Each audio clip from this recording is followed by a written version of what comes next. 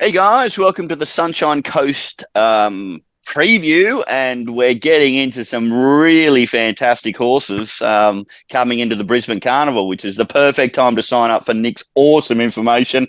Which, Nick, I'll go to you first. How good was last week, mate? How good was last week? Good. Yeah, it was really enjoyable. I'm smiling, aren't I? I'm smiling. Yeah, it was. And for our guys in the chat, and yeah, it was I think it was the best day we've had since we've been back doing it. So I think we tipped in 9 races, got 7 winners and 5 Quinellas and a trifecta, I think, and a couple of decent prices later in the day. But it was one of those days, sort of might be cursing myself here, where the yard was super important.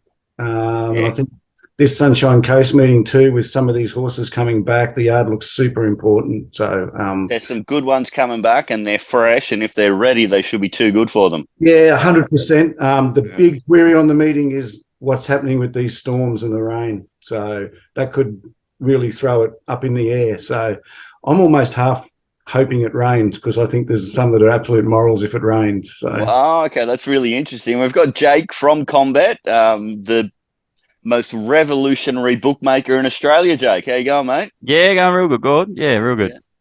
Loving life there at Combet? Yeah, loving life. Got the hat backwards, going good. So yeah, I think somebody might be going all right, eh? That's a sign, you know. So send Sooty overseas. Yeah, Sooty's overseas. Yeah, at the That's basketball. What's going so well, mate. You got rid of the anchor, hey? You got rid of the anchor. Hey? Anyway, good to have you on, mate. And if everybody doesn't know, Jake is I've been looking at his stuff for a few years now, and God, he is an expert at finding horses outside the market that win or run bloody good races. So it's completely different to me, which is why I love getting him on the shows. Okay, Nick, Sunshine. I want fair bit of information here, mate. Sunshine Coast, true rail, weather, track pattern. Give us a guide. I like betting there because it's a predictable track. I think you always know what you're going to get with the sunny coast. If it's dry and the rail's out, you want to be on the rail. We're fenced true here, and there's some storms around. If we get rain, you don't want to be anywhere near the fence. You want to be. It's a track with a real big crown in the middle of it and the camber. And when it's wet, you need to get to that. So crown. It's like Lucky Lane 8 kind of scenario, is it? Yeah. Or yeah. Yeah, once it's wet, you need to be. It's almost 7 off. It's out in the middle, but you don't want to be the other side, because then the camber runs away, and it's almost they just don't seem to run as well on the other side of the camber for me. But it's very predictable track. So what we're doing now, we're working on a good 4 at the moment, but there's rain predicted. So I'm sort of half hoping it rains, like I said. But it'll be an interesting day. It's very much a yard day for me, Gord. But at the moment, we've got to assess it that it's reasonably true. But I never really like hard fence there with the rail true. Beauty. Let's get stuck in. Race 1, 1,000 metres. And look, I'll throw this one. 2-year-olds, 1,000 metres with Mashanis all over the shop. Who wants to be the sucker that goes first? Hands up, anybody? I'll take it. I'll take it. I mean, I had a look at this one. Yeah, the Mashanis are there, but the betting indicates that this Barbie's sister is all the rage. But I mean, I had a look at it. I didn't even know they had 650 metre trials. You know, like, how do you bet? You know, something off an 800 metre trial is hard enough getting a guide. Yet 650 metres. I know it won by 7 lengths and it won well, but I don't know if I'm diving into the $1.70 about it. I thought the top horse, number 1, Cutting Edge. If you go back and watch its last start replay, you've never seen a greener 2-year-old in your lot, like, type of thing. Like it halfway through the race, it just jagged straight back. And then it was all over the place, and then it ran on well to pick up third when it had no. I just think it's going to be much better off for the run, and it gets the winkers on, and I think it's a real chance to knock over this favourite that has no race experience and hasn't been put under race pressure. Yeah, very interesting how you handle particularly pricing a horse like number 6 Barbie's Sister, isn't it, Nick? I think your information late is going to be vitally important here about whether we're willing to take the Shorts Barbie sister. What's your feel at the moment? Yeah, look, she's well bred. I think she's a full sister to Outback Barbie, who's been a good horse up here. Look, I agree 100% with what Jake said. They're 650-metre trials. I mean, they're pointless in a way. They're an education to me. Not a race I'll be getting involved in at all. Good. There's some good betting opportunities on this card. I take on board what Jake said about the top. He hit shied at the top of the straight at Eagle Farm, saw something out to its left and almost put itself out of play. And for a 2-year-old to get going again and run third was a decent effort. But there's better races to bet in than this one. Yeah, it was really interesting, guys, as well, watching the trial of Barbie Sister, wasn't it? I mean, it's only 650 metres and you didn't get to see it past the post because the others were that far behind. You know how they freeze, they keep the camera at the winning post until every horse has gone by, then they pan back?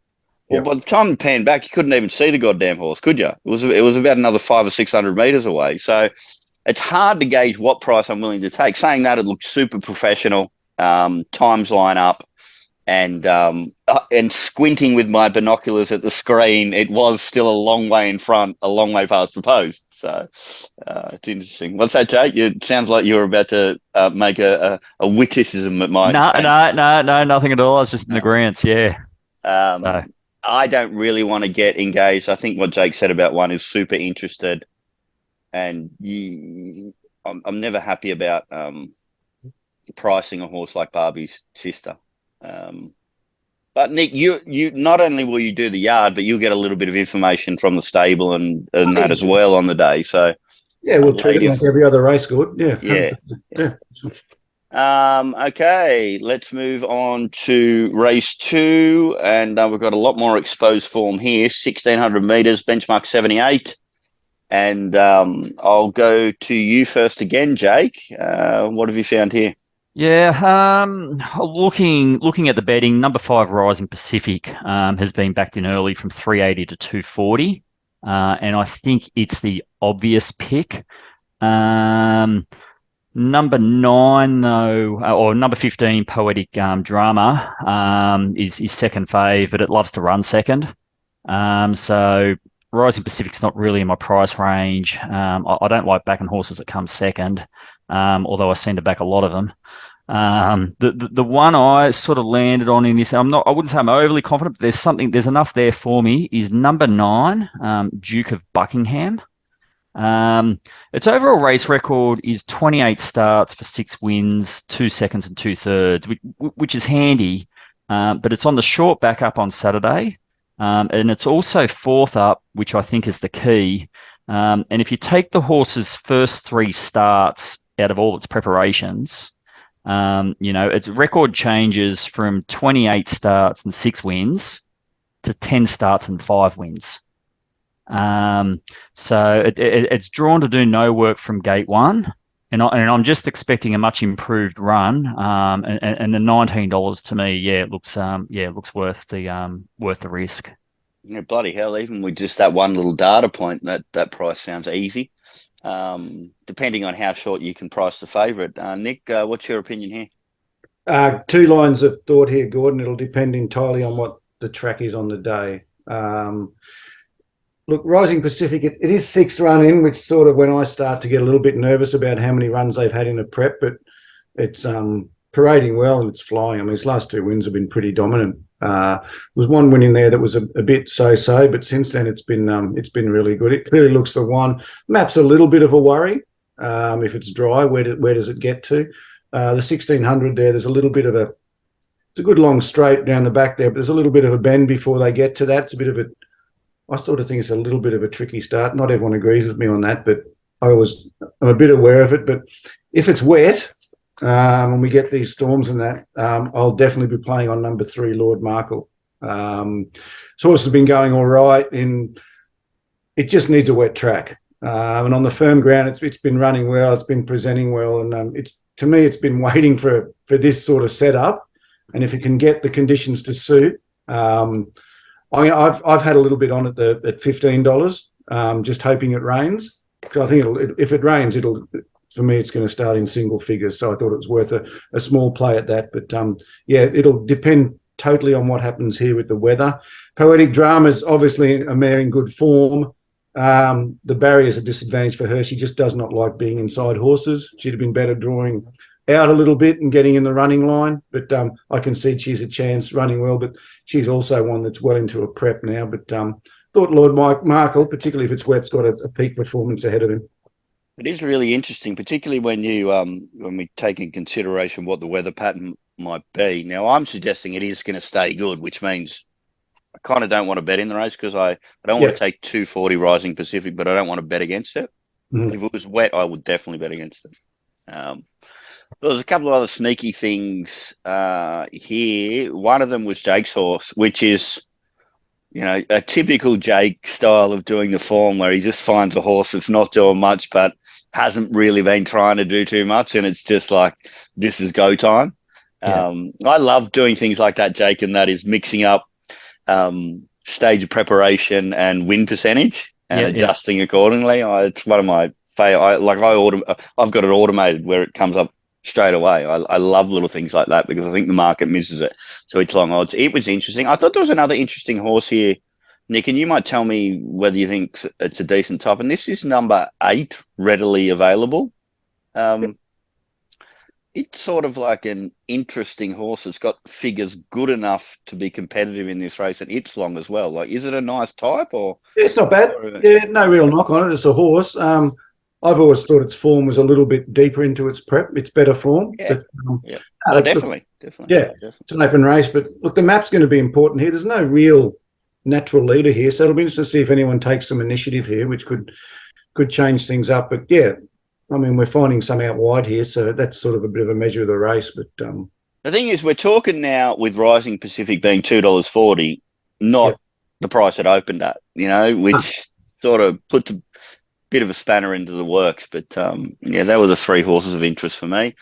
Moving on to race 3 over 1,600 metres, and this is a race that I had penned in my book that Nick was definitely going to find the winner. So Nick, you can go first. I'm not going to find a winner in one of these 3-year-old races because I just cannot. Yes, you can. This is your race, man. They're exposed now. You've got They are. Look, the one that, Felix the Scat was really disappointing first up. He presented a bit big, but he was in good order, but he went ordinary. I know he's run 4th, but he was beaten a fair way and never a contender. So he's got to show a lot more for me. I've sort of been a little bit against the Friedman stable recently up here, but the Toppy and Coda is obviously going well. It's a pretty ordinary race. If it happens to rain and it is wet, the best wet track type is certainly number 7, Red Defcon. It's got wet track written all over it, physique-wise. So I'll be interested in looking at it. It'll depend on the weather, but good. I'm sorry, I can't help you out here. I just can't get a handle on these races. They do my head in. So Well, to be honest, I'm really disappointed, Nick, because next to this race, I had no idea written next to it. So I I just thought you have a better handle on those kind of races than I do. So yeah, I do. And I looked at it and I went, "Oh, not these horses again." No. We'll move along. Jake, obviously Nick and I are both going to require some clarity, mate. Yeah. Winsome's number 6, Winsome Star. It's been back from $6 into $5 early, which indicates there's some support for it. Obviously, I love horses with mid-prep trials, which is number 1 in Coda, the Freeman horse that Nick touched on, and it's been solid in the betting as well. But the one, they've seemed to put a bit of money on the horse second from the bottom, number 11, More Trouble. It's been, I think it opened up at $21 with the tab, and they've now got it into $9.50. So I think there's some money around to suggest that it could be doing something on Saturday. And when I looked into it, if you go back and have a look at its last start, it took a while to get out in the straight, but it flew when it did, and I genuinely think it's crying out for the 1,600. And I mean, to go over the 1,600 at your sort of 4th start type of thing, I think that's the trainers obviously have an opinion that it needs some distance. So yeah, if you go Or back it and could watch just be its, getting desperate because it's been running against rubbish and doing nothing. So, yeah. I like to look at it a bit optimistic. I like to, you know, Half glass like to full, Jake? Yeah. reinforce what I like to see, But yeah, I think it could be doing something on Saturday. Well, it's definitely a winnable race, isn't it? And it is the most likely race won.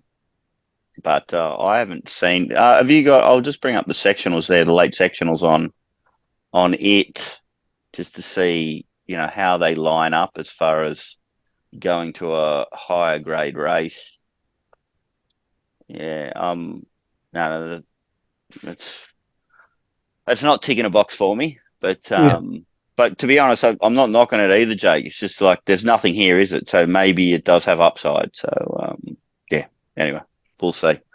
Race 4, 1,200 meters, and class 3, and a lot of exposed stuff here, Nick. So what have you found?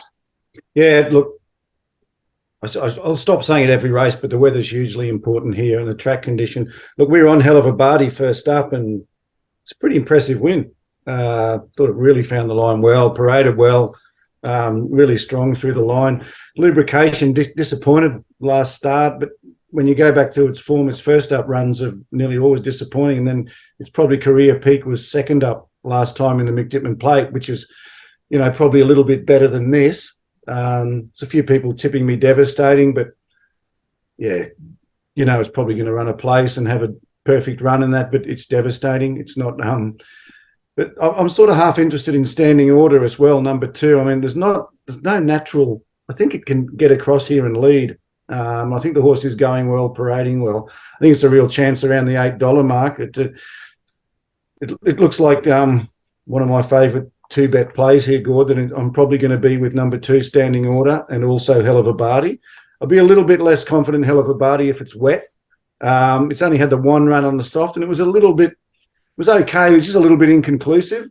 Copped some interference. That was a really strong race, but It was a strong race. Spacewalk, yeah, it was a strong race. So you can't, you look through its form. It hasn't run a place on a soft or anything like that. But when you actually look at it, you can't really pen it because of that run. Copped some interference, and it was a decent class race. So yeah, I'm pretty confident I'm going to find the winner here between the 2 and the 4, and probably look to play both on the day depending on how the track is.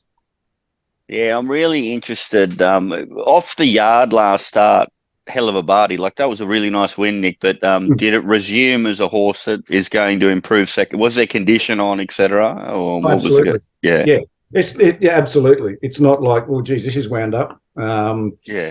I had it in the numbers from memory. I haven't gone back and checked, but we certainly had it in the numbers. I think we might have had it on top or second anyway. We were on it. But no, it paraded well. It's got a bit of substance to it. So look, there's not like, it's had its one run, it's wound up and it's going to drop off from there. There's more to come, and yeah, it's a nice style of horse. So I'm pretty keen to be with it. Extra keen if it's dry.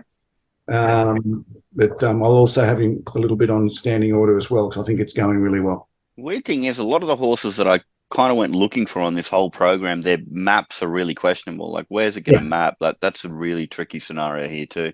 But we should have a guide of track pattern by race 4 as well, which maybe then we can make an adjustment and be willing to take a shorter price Helluva Badi. But I need to tick that before I'd be anywhere near. I mean, it's 2-1 at the moment. So, Jake, what have you found? Yeah, pretty much in agreement with Nick. Helluva Badi, it's $3.70 into $3, and I just think its last start win was pretty dominant. If you go back and watch the replay, it's hard to see devastating turning the tables on it. So I've sort of put a pen through devastating. Standing orders obviously sort of got a chance, but it's 440 out to 750. So the market obviously thinks it. Well, someone thought it had a chance, and the market thinks it doesn't. But what depends on what happens on that map, Jake. Like, whether it's going to be able to cross that speed on the inside or be posted 3 wide on post, which would be a nightmare for it. So, map's really important here. And down towards the bottom, number 17, already a star, jumps from gate number 2 with Thornton aboard. It's been sort of back from it opened at 16 and it's sort of into $8.50. So it's only lightly raced, and there's some money around to suggest that it could be doing something. But yeah, I think Hell of a Barty at the moment looks the obvious sort of pick. Yeah, we've sort of already a star or standing order to run second. One of them two. My thought is I either back Hell of a Party or I don't bet in the race is the way I'm going to handle it. And just to let everybody out there know, and Jake, who knows as well because he's a bookmaker, is that I can get a horse from 15s into $7.50 by investing about $200. So if you use the right account, so sometimes that early betting can be a little bit. I don't know. Yeah, as you know, Jake, with the bets you cop, the best bets are late, aren't they? Oh, they are. Yeah. That's like how it works is the real big punters, they can't get on enough early type of thing. So they've just got to sit there, watch those prices. They've just got to ignore them, and then reassess at the before the jump, because that's when they can get on, or after 9 a.m. Yeah, and another thing out there for guys as well is don't forget about the price that used to exist.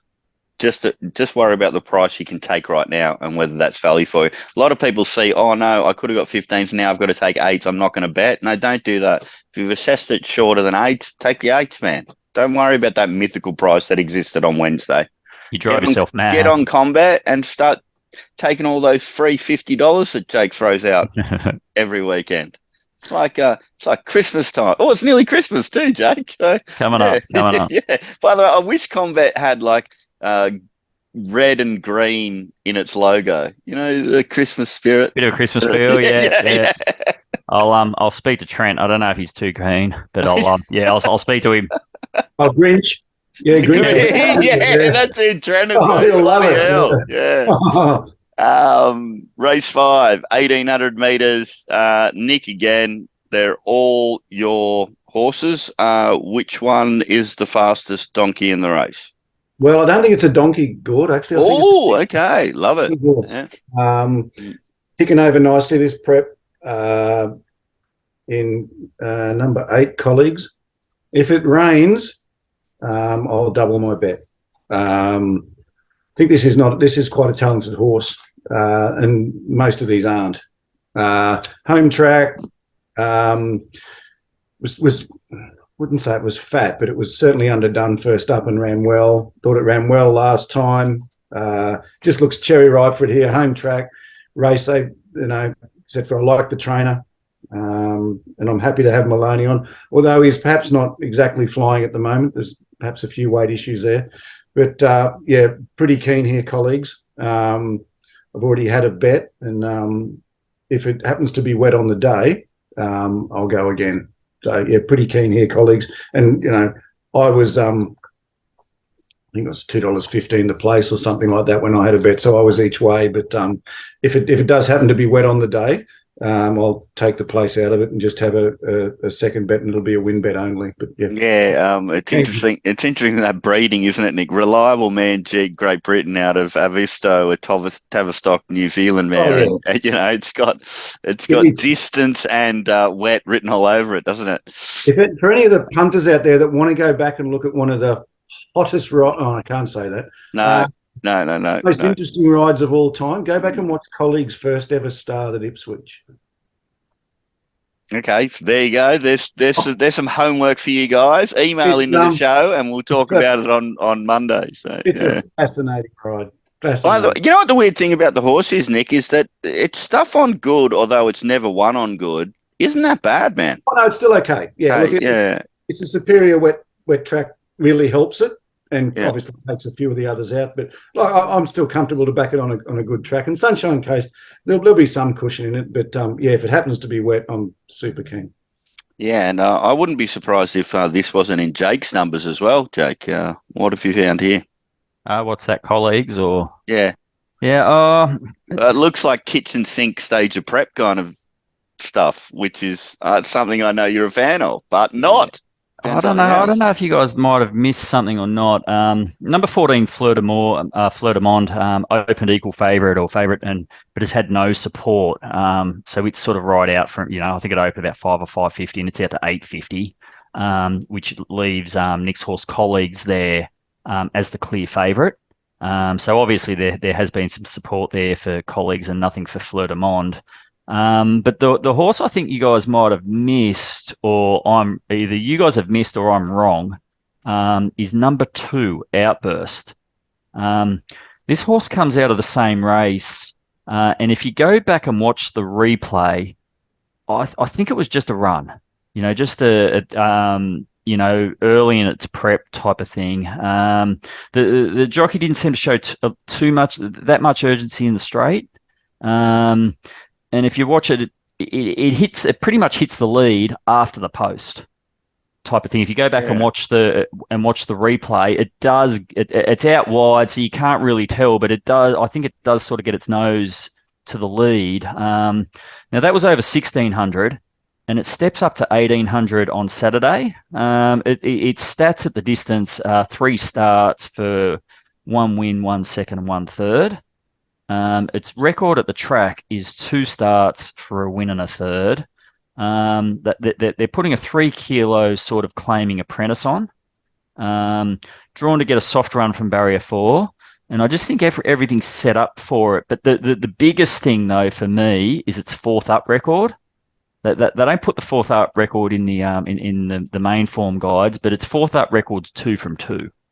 So yeah, if you go back and watch the replay and it finishes in front of Colleagues and then it hits the front after, I'm sort of, I'm with Outburst, and from barrier 4, I feel like it's going to get an easier run than Colleagues, and I'd much rather take 13 it than sort of 5.50 Colleagues.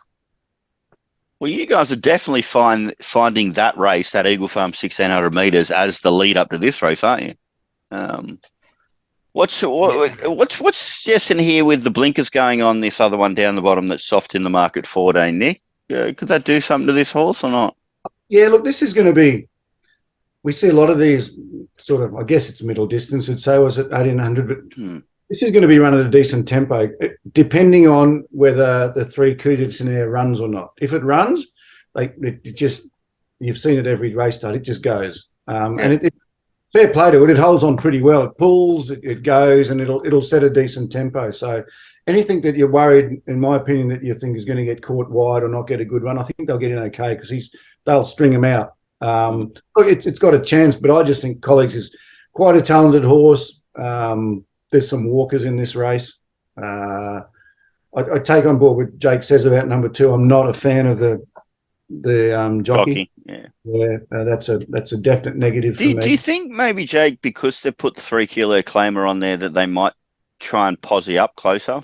You've got barrier 4 now with a 3 kilo claimer. You sort of want to, you really want to be more map positive, don't you? That'd be my instructions. If you put an apprentice on, you would rather than go forward because they can get into less trouble. Yeah, especially from gate 4, and the last what I kind of find is when you find those horses that sort of have a bit of a quieter run the start before, that they generally tend to go forward that next start type of thing. When they're sort of I shouldn't say try, but when they're getting to their peak sort of or their target race. And I mean, it carried I think about 59 or 59.5 last start, so it wasn't as if they were overly concerned with the weight last start. It only goes up a kilo, but I think just putting the 3 kilo claim is just a bit of intent. I would have far preferred if it had been tagged from a wide draw last start and then be more positive from an inside draw this start, but it was out of 1 last start. Saying all that, guys, I wasn't going to bet in this race, and I am now. Like, I love what you say about number 8 Colleagues, Nick, and I'm going to have something on Outburst too, and I'm going to have something on Fleur de Monde. The 14 will be a shits and giggles stuff, and the other 2 will be good results. If it's the right form race, then one of those 3 wins. I mean, maybe it's not, but I don't mind betting into that kind of scenario. Well, the only other one in the market's that Chris Waller horse. It's won 1 from 13, which was its last start. and it's jumping from barrier 17. So yeah, I'm hoping that the form does come out of the race that we've found. Yeah, it's interesting. I love it when you guys change my mind. Race 6 over 1,200 meters. And definitely you again, Nick. You know all these horses like the back of your hand. Which one's the right one here? Well, if it's dry, I'm confident in 12. I tell you what, hey Jake, Nick's going to be in the backyard with some American Indian feathers on, going. Whoa! Well, the problem is, good. If it pisses down rain here, it doesn't matter because it's an hour and a half for me, this track. So okay. So just look at, if you go on the bomb or you look on your radars, look at Caloundra. And if it's raining at Caloundra, where it normally does, it's raining here. So on the dry, I'm in Freedom Rally's corner to favour. I think he's a really good horse. Things didn't go right for him in Sydney. He went down there. He was pretty short. He'd put a good record together before that. He got galloped on down there, and but he didn't go that well. But he did get galloped on. There were excuses. So I thought his jump out was pretty good. Happy to be with him. The one at the top is an interesting one, R&T. It's a horse I'm never really a huge fan of. It doesn't ever parade that great, but it's a good fresh horse. And it jumped out last week, 10 days ago, something around that, maybe middle last week, last Wednesday. It was a good jump out, and it won fresh last time. But, I'm not overly fan of the trainer or the jockey. But, look, it's a nice, big, strong horse. And getting in with 57, I certainly won't be losing if it wins, if you know what I mean. Good, I'll certainly have a small bet on it to say. If it's wet, I'll give it anything. It's going to do nothing from one. She's just going to sit on it. Yeah. And if the Red Sea happens, Moses and the Red Sea happens, then you know what I mean, it can do some stuff because it's got that small margin to Prince of Boom, which obviously will just win this race easy. It's got some good form, its best form. Yeah. Unfortunately, they've tried it over, they've tried to extend it out to 1,400 and things like that, and the horse just doesn't get it. So stick to this. But it is a good fresh horse, and its jump out was really good. But as I said, I'm with Freedom Rally. It's got good gate speed. I think it gets across and it sits outside lead or just behind them. And look, we're with Manhood first up. I thought it was really disappointing fresh. I just think it was just sat in behind him and just didn't do anything. So as much as I'd give it a chance, I've got to see more from it. And that was about it for me. We got the face one for us last time, but I reckon that was its birthday, Christmas, everything wrapped into one. So I can't be with it. But I'm certainly with Freedom Rally and more confident if it's dry. And R&T, I will certainly have someone as well. But that's once again if it's dry. If it's wet, both of those I'm a little bit more hesitant on. Beauty. Jake, what do you got? Yeah, number 12, Freedom Rally is the best horse in the race, obviously, with 4 wins from 6 starts. I went down to the 2 underneath it, the 14 Counter Beans and the 16 The Face, who was sort of second, third favourites or whatever. But, I mean, their win strike rates are just, Counter Beans has got 2 from 12, and The Face has got 3 from 22, and they both won last start, so they're not really horses I can fall into. The top weight guarantee that Nick mentioned, it's got a chance. But I just think, if Freedom Rally returns, even despite the wide gate, it should just be too good. We had an easier map position. I'd declare this Freedom Rally. But that's the only query good. And another thing too, Nick, is that like Golan knows this is a good horse. Yes, he does. And sometimes when you draw a wide barrier first up, they just treat it like a glorified barrier trial. Like, you know what I mean? They're trying, but they're not going to be proactive. So, you said it'll definitely cross. I wasn't 100% sure about that. Now, off its race history and what it did in the trial, it definitely would. But I think sometimes when they're aiming at grand finals further on down the track, they tend to be conservative from wide barriers. Yep, that's true.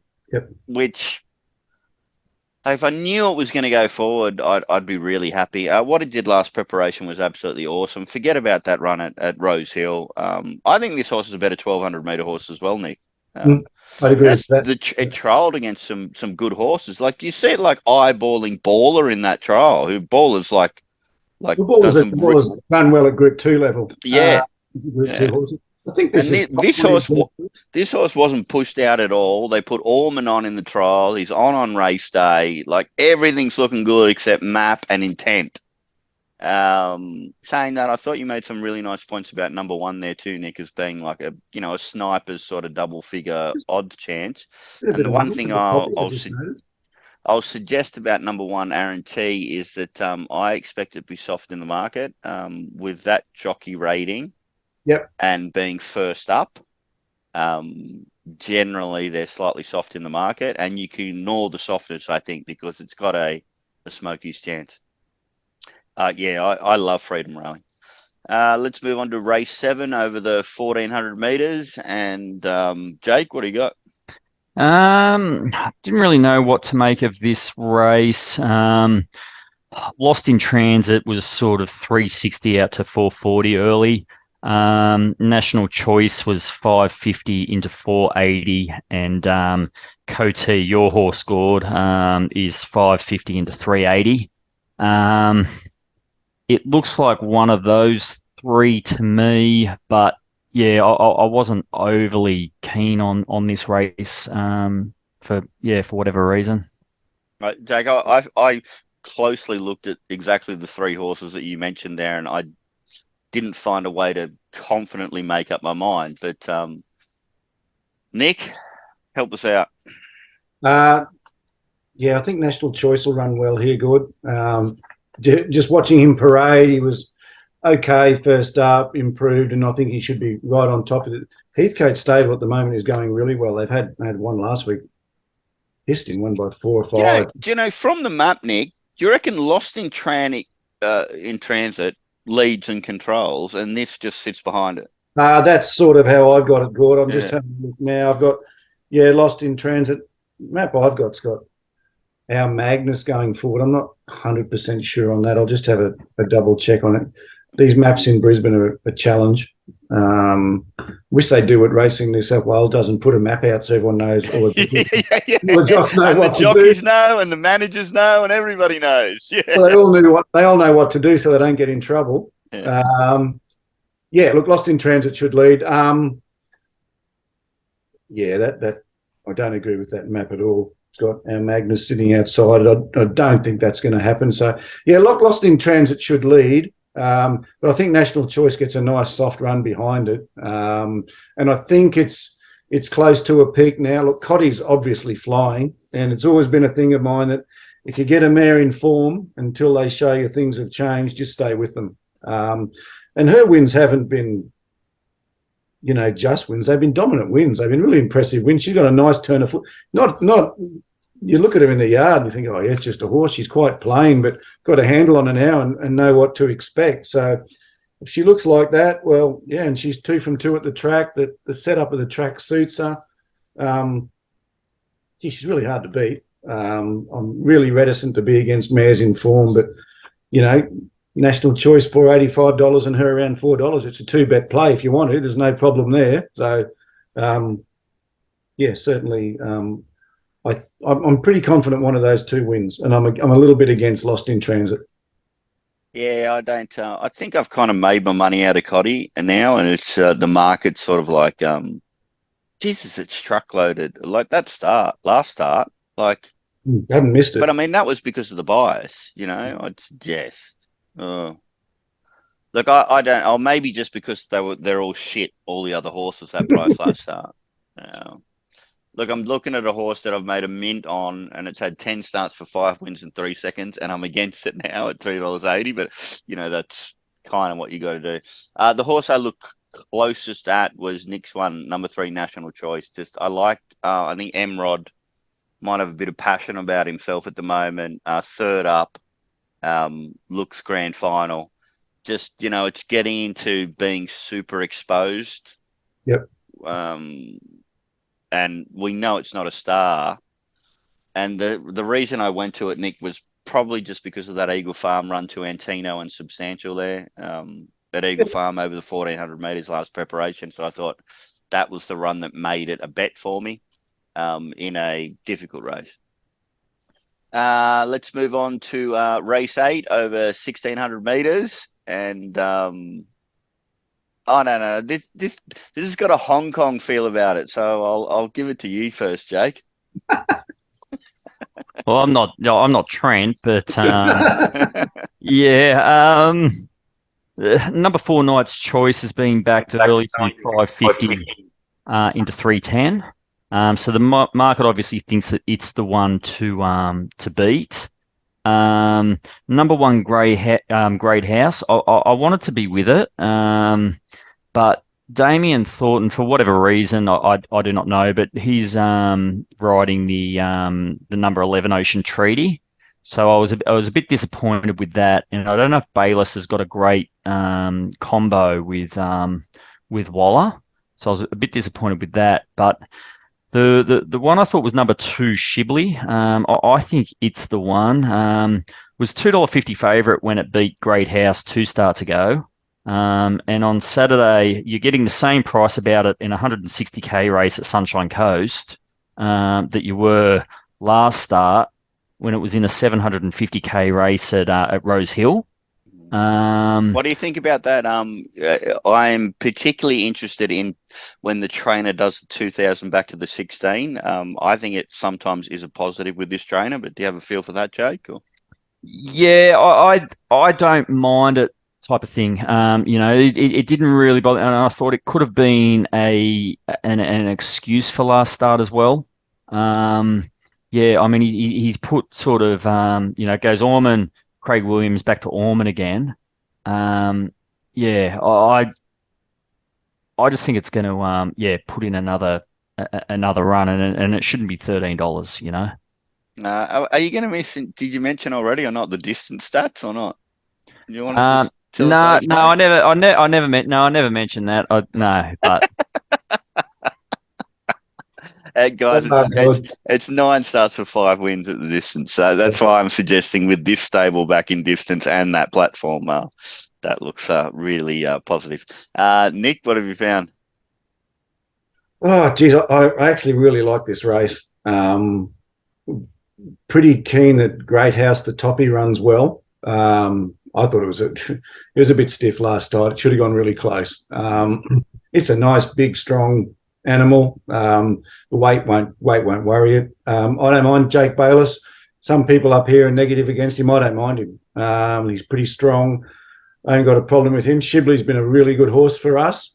Not a fan of race up here, go to Sydney, come back up. And Shibley's not the biggest, most robust sort of horse, so have to have a look at it. June 45 interests me. First up, it's a nervy horse and it always sweats up a bit and that. But hey, Nick, was that a nice little? Did you back at the place last start?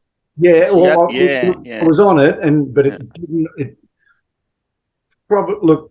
It was as bad as I've seen it parade first up. It's a nervy horse and gets hot, and he got really hot towards the end. But it's quite a talented horse, and this track has got a good record at this track.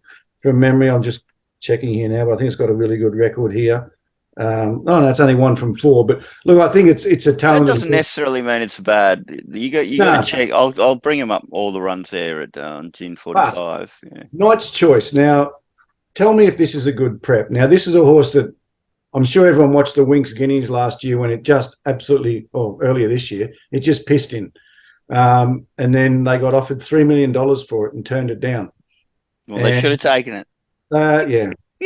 I'm led to believe the owner's got plenty, so it wasn't a massive thing. But so then they've taken it to Sydney. Do you own it, Nick? No, yeah. I've got plenty, yeah. It just went around in Sydney. I mean, it got beat 4.5 in a Golden Eagle and that sort of thing, but it was down in Sydney. They didn't think they were going to get a run in the Golden Eagle, so they floated it back to the Sunshine Coast. Then the handicapper rings them and said, "You're getting a run." So they float it back down to Sydney. It runs in the Golden Eagle and runs 14th or whatever. And now it's been floated back up here. It's 4th run in. It's just a horrible, horrible preparation. It's a talented horse. It's I think everyone, the ratings guys will tell you its figures when it won the Winx Guineas were pretty impressive. and it really put some good horses, left him in its wake that day. So, yeah, I'm very I don't well. think it's with us, Nick. My feel is it's not with us. That's my thought, Gord, that it just hasn't really looked engaged, this prep. It's just it's just going around. I got to be against it at the price. It might win, and good luck to it. It's one of those ones where if it wins, then you're happy to cop the loss. You know what I mean? It just all the other stuff doesn't look right. It's just not a bet. It's not a grand final. It's not a target race. It's had a horrible prep with the travel and all that. I've got to be against it. And if it happens to rain and it gets wet, well, Mississippi Prince the 5 comes right into it, right into it. But at the moment, I'm with number 1 Great House and number 3 June 45, and I'm opposing Knight's Choice, which could be at my peril, but you got to have an opinion one way or the other. Yeah, bloody oath. If you didn't, you'd never have a bet. Mm-hmm.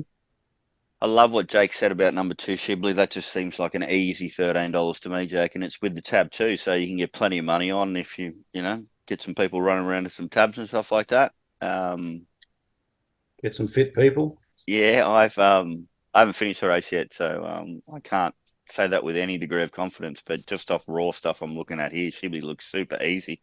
You guys haven't even mentioned Ocean Treaty. I think this is a bloody good horse, man. Yeah, it's decent. It's got a 10. My problem is the map.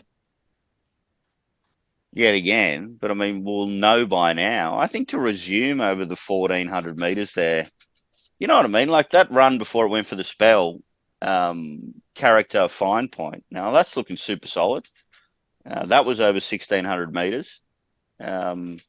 No problems with second up 1,600 meters. My only problem was the map. And then Jake just gave it a little bit of an extra tick there with it's interesting, the booking of Thornton, isn't it, Jake? Well, he rode both of them last start. Yeah. He rode Ocean Treaty and Great House. Yeah. You don't know what the agreements are and relationships and anything like that, but you just got to take it on face value for what it is, Sometimes you do, sometimes you don't.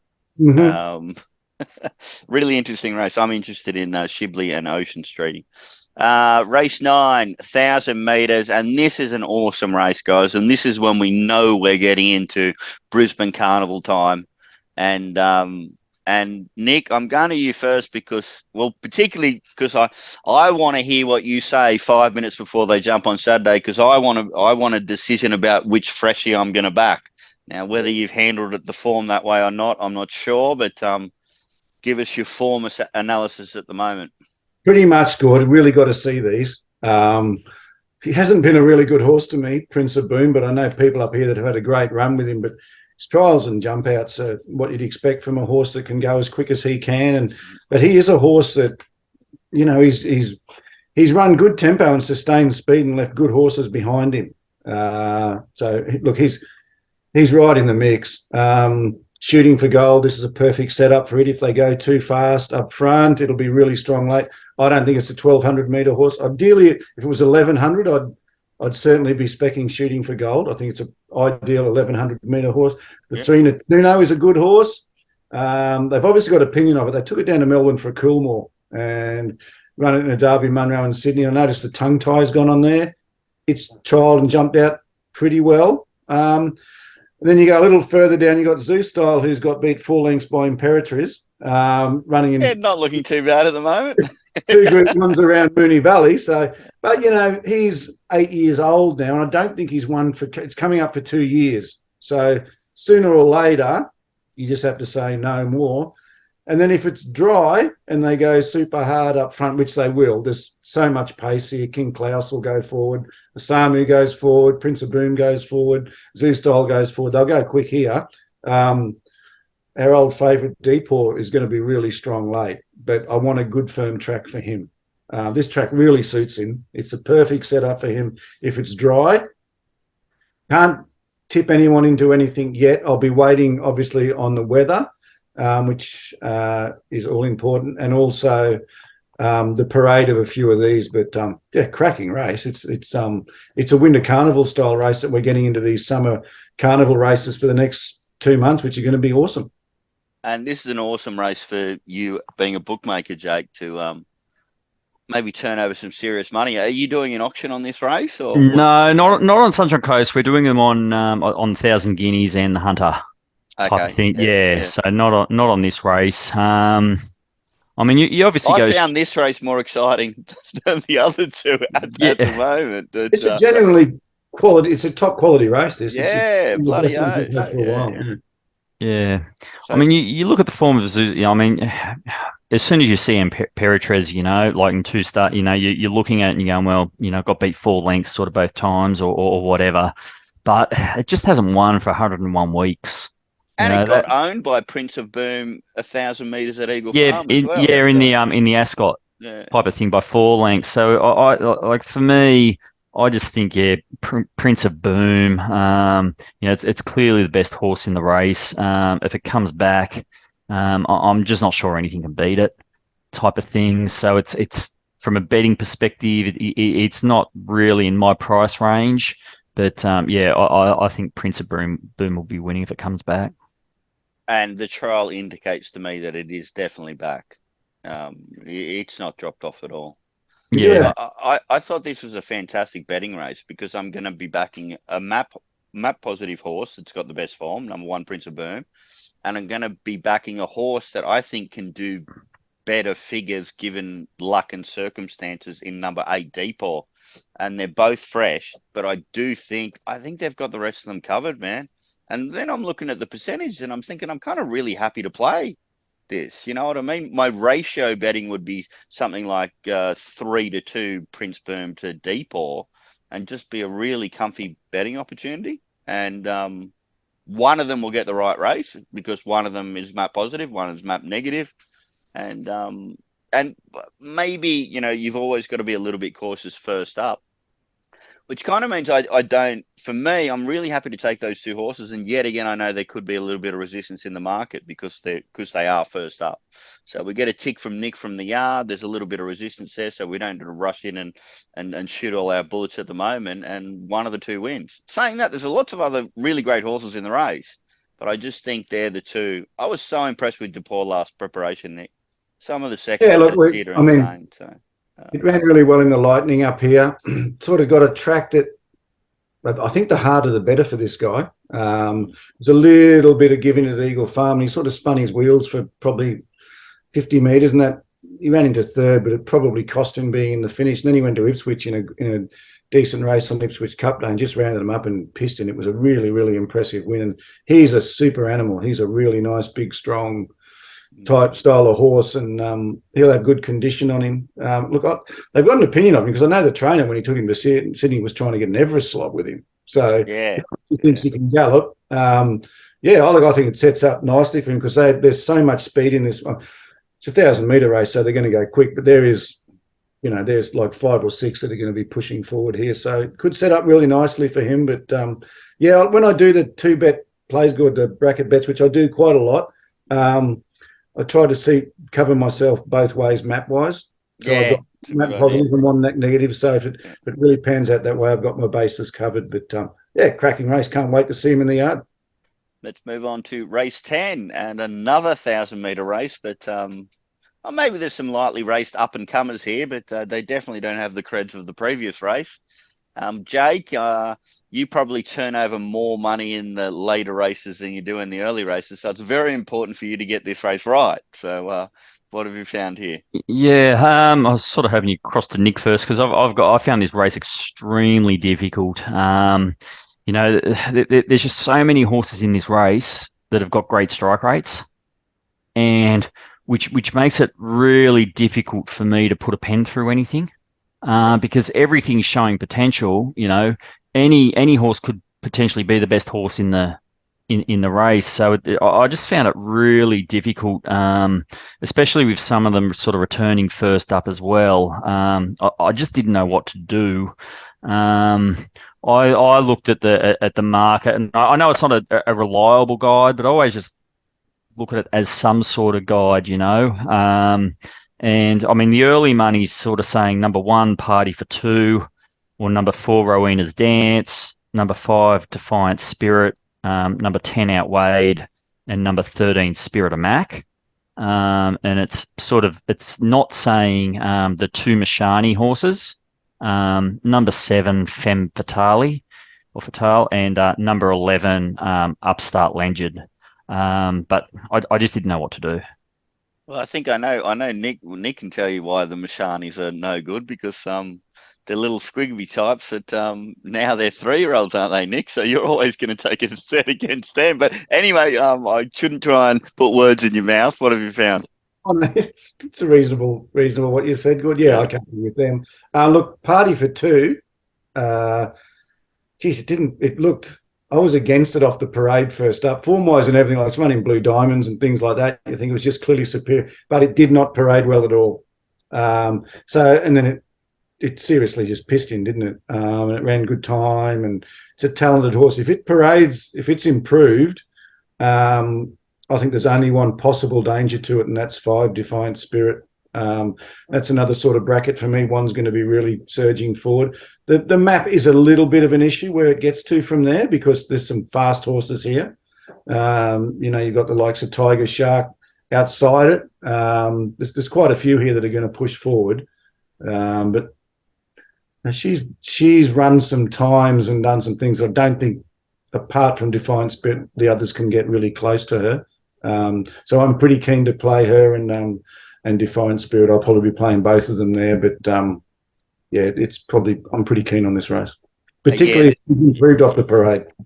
This is will give us a little bit more information there, Nick. Paraded like obviously not like a baked rabbit. Paraded just poorly. No, had condition, but coat was a bit woolly, bit average for this time of year in horses this time of year in Queensland should walk into the yard looking pretty good. We've got really good weather now. The winter coats are gone, and she just didn't look ready. Put it that way, which was a bit of a surprise because I think the trial was at Deegan, and the trial looked was super impressive, and sort of expected her to come into the yard looking $1 million. And look, I sort of try and give them a rating out of 10, and anything below a 7 is negative, and I sort of had her around the 5 mark. There was quite a few negatives about her, and she got hot. It didn't worry her. She just went out and, it was an inferior race, but she still won easy and ran good time. And she can run time, I think, that most of these can't, which I always think's pretty valuable over 1,000. If you can just go out and run a quicker time than they can, I think that's pretty important. I think she can. But I do concede Defiant Spirit has got some talent. I think it's a horse with some ability. So I'll certainly be having that in my numbers. But yeah, I think she might have the rest of them covered. I think number one, Party for Two, is close to one of the bets of the day. Except yet again, like this whole card, I've found all these horses that I really want to aggressively back, but I'm worried about the map, Nick. You know what I mean? Like Jake, like wide draw there, pace on the inside. You know what I mean? Where are you going to get to in the run? So I can't really stamp that. It's not a great start, Gord. They've got a straight run to the bend, and then it's sort of one corner. It's not so they're on the bend, and so it's not like 1,000 at Eagle Farm where you're out there. You really say it's a challenge. So it's not. My thing is, if I'm going to unload on a horse at 5 to 2, yeah, sometimes I want just a little bit more than that. Saying that, I might do it because I'm against the second favourite, Defiant Spirit. That's a longish break there, 20 weeks, and then they put the tongue tie on. Screams to me breathing problems, and you know what I mean. It's up for grabs whether you fixed it or not, and you're that price, and you're the major danger to a horse that I think is better than you anyway. I have to bet in a situation where I can see some key negatives about the second favourite, and I see a lot of positives about the favourite other than the map. So I think Party for Two is a great bet here. But I'm a little bit sick, guys, because, CJ Graham is in my bracket to not take a short price about. Mm-hmm. And I have map question marks, which they're the two key negatives, but everything else is super positive. So anyway, I'll still be backing it. How much? I don't know. Okay, Jake, look, you're frowning there like you're thinking already about what you're going to lay and all that kind of stuff. I can see his mind ticking over, Nick. Okay, well, I'm going to lay that one and I'm going to back that one. But anyway, Jake, what are your Monties? But I also, not just your Monties, I need your roughie of the day because, I love your outside the market finds. I think they're awesome. Well, I'm going to make that easy for you because I'm just going to combine them both into one. And... yeah, race 5, number 2, Outburst. I'm I'm really excited about this horse. As I said, yeah, I just think everything sets up perfectly for it. Fourth up, fourth up record's great. Its stats at the distance good. I think it was, go back and watch its last start replay. Where it sort of, finishes in front of colleagues and then goes on to sort of get its nose in front of, after the post. I'm really excited about it on Saturday. Wow, $13 moral. I love it. And I love the fact that Nick is going to bet you $1 billion because he's going to take colleagues. Is there $1 billion bet going on here, guys? Hey? He's going straight back to watch the replay. Jake, are you in, mate? Let's go. Yeah, no. What have you got, Nick? What are you best? Okay, so as I've waffled on about it in this campaign, if it's wet, Lord Markle in race 2 is definitely a bet for me, and a decent bet. Colleagues, obviously, is a bet for me. I love it. Take the Quinilla, guys. Take the Quinilla. And if it rains, which it's not going to today, but look at these storms seem to have pissed off, which is I'm not overly happy about. I was hoping it was going to be wet. If it rains, I'll be going again, colleagues. So I'd be super confident with colleagues if it rains. And then later in the day, I'm pretty confident Party for 2 in the last. I might cover myself with Defiant Spirit, but I just think she'll run a time that the others can't. So that's good enough for me in these 1,000-metre races. But a really, really good card that the yard will have a huge impact on. It's a cracking card, guys. Sign up for Nick's stuff. We'll be doing a little bit more in the near future as well because we're coming up to all the carnival time in Brisbane. So the focus shifts up there. And if they keep on putting out programs like this, our turnover will be up and yours will be as well, I'm assuming. So, vital information there. And Jake, where do they go to the best bookmaker in Australia? For Christ's sake, I say it all the time, guys. Jake is the best. Do you know why? Because he gives away money. People think I'm joking when I say that. He bets it under 100% sometimes, guys. Todd just threw his toys out the cot when he said that. I didn't say biggest. Todd's the biggest. Jake's the best. It's Combet.com.au, and I think if you watch it, you really see how many times we go above the Betfair lay price. Mm-hmm. That's what I see the most. Is like we're hanging out horses there above the Betfair lay price. Not every horse, but there's because they don't. Yeah. They don't, and every rate we'll get to a state where at least one horse will hit that at one point type of thing, or another, and I'm sitting there going, wish I could bet into it, but, it's but Well, what the thing is, Jake, you can't bet with yourself because then you lose the turnover tax, mate. So I know, it doesn't make sense. Is that like self-pleasuring or something like that? Yeah. Self-pleasuring at a loss, Nick. Okay, guys. Thanks, Jake. Thanks, Nick. Thanks, guys. Thank you, guys. Good punting. Okay.